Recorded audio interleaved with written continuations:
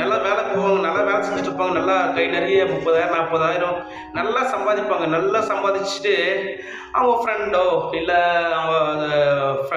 அவங்க ஊர் அந்த கிராமத்தில் இருக்கிற அந்த சிட்டியில் இருக்கிறாங்க மக்களையோ அவங்க மற்றவங்கள சொந்தக்காரனை பார்த்து நான் வர இவன் சோம்பியாட்ட சுற்றிங்கிறான், சோம்பியாட்டம் கெடுக்கிறான், இவன் எப்படி வேலைக்கே போக மாட்டேங்கிறான், நான் பாரு 40,000 சம்பாதிக்கிறேன் 50,000 சம்பாதிக்கிறேன், அவன் பாரு வேலைக்கே போகல, டேய் அவன் ஃப்ரெண்டை பார்த்து சொல்லுவாங்க, டேய் வேலைக்கே போக மாட்டேன் சோம்பேறி பாயில, ஏன்னா வேலைக்கு போக மாட்டேங்கிறேன், உழைச்சி சாப்பிட்றான் ஒரு இடத்துல 3 மாதம் 2 மாதம் தான் வேலை செய்கிறேன், அதுக்கப்புறம் வீட்டில் உட்காந்துக்கிறேன், ஒரு வேலைக்கு நினச்சிருக்க மாட்டேன் அப்படின்னு சொல்லிட்டு தான் போனாங்க ஃப்ரெண்ட்ஸ். சில பேர் போனாங்க வேலை செய்கிற ஆட்கள், அப்புறம் வேலை செய்கிற ஆட்களை குறை சொல்லுவாங்க ஃப்ரெண்ட்ஸ். ஆனால் கொஞ்ச நாள் கழிச்சு பார்த்தீங்கன்னா ஃப்ரெண்ட்ஸ், ஏன்னா நிற்கிறேன் என்று சொல்லுகிற வியாதி படிக்க இருக்க எச்சரிக்கையாக கடன்னு சொல்லிட்டு வசனம் சொல்லுது ஃப்ரெண்ட்ஸ். கொஞ்ச நாள் கழிச்சு பார்த்தீங்கன்னா இந்த 40,000 சம்பாதிச்சவனுக்கு சில சூழ்நிலைகள் மாதிரி மாறி அவர் டவுனாக ஆரம்பிச்சிருவார். மற்றவங்க குறை சொல்ல ஃப்ரெண்ட் என்ன பண்ணுவார், அவர் என்ன பண்ணுவார், 50,000 60,000 40,000 30,000 நல்லா அவர் நல்லா வேலைக்கு போயிட்டு அவர் நல்ல நிலைக்கு வந்துடுவார் ஃப்ரெண்ட்ஸ். இதெல்லாம் காட்டல ஃப்ரெண்ட்ஸ். இவர் ஆரம்பத்தில் இவர் அந்த ஃப்ரெண்டை குற்றம் சொன்னார். இப்போ சூழ்நிலை மாறி எனக்கு காலங்கள் கர்த்தருடைய கருத்தில் இருக்குது, நாளைக்கு என்ன நடக்கும் நமக்கு தெரியாது ஃப்ரெண்ட்ஸ். அதுக்கு தான் அந்த வசனம் தெளிவாக இருக்குது.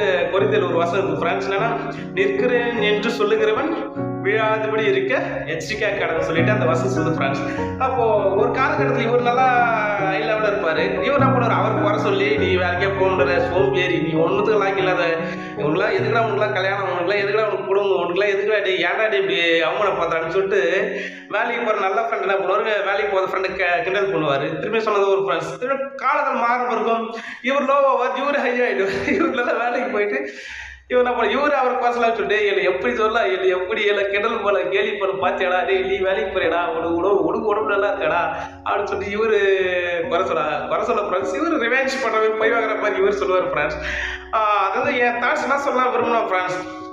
இன்னைக்கு நம்ம நல்ல நிலையில் இருக்கணும் ஓகே. ஒரு சில கெட்ட அதாவது வேலைக்கு போகாமல் சில சுச்சுவேஷன் ஏதோ உடல்நிலை சரியில்லாமலோ சூழ்நிலை சரியில்லாமலோ இல்லை மன ரீதியாக ஏதோ பிரச்சனையோ அவர் வேலைக்கு போகாமல் இருப்பார். அவரை பார்த்துட்டு எப்போ பார்த்தாலும் குறை சொல்ல, நீ இப்படி நீ அப்படி நீ வேலைக்கு போக சோம்பேறி குறை சொல்லாதீங்க ஃப்ரெண்ட்ஸ். நானும் சில காலம் நிறைய பேர் பார்த்துருக்கேன் ஃப்ரெண்ட்ஸ். ஆனால் சூழ்நிலைகள் எப்படி வேணால் மாறலாம் ஃப்ரெண்ட்ஸ். கடவுள் கையில் காலம் கர்த்தருடைய கையில் இருக்குன்னு வசனம் சொல்லுது ஃப்ரெண்ட்ஸ். எப்படி வேணால் மாறலாம்.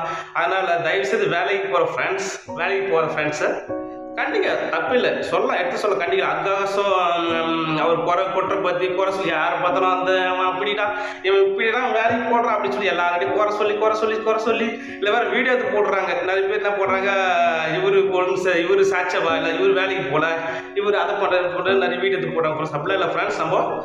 நம்ம நல்ல இருக்குமா சோத்துறோம், நன்றி கடவுள் நன்றி. ஆனால்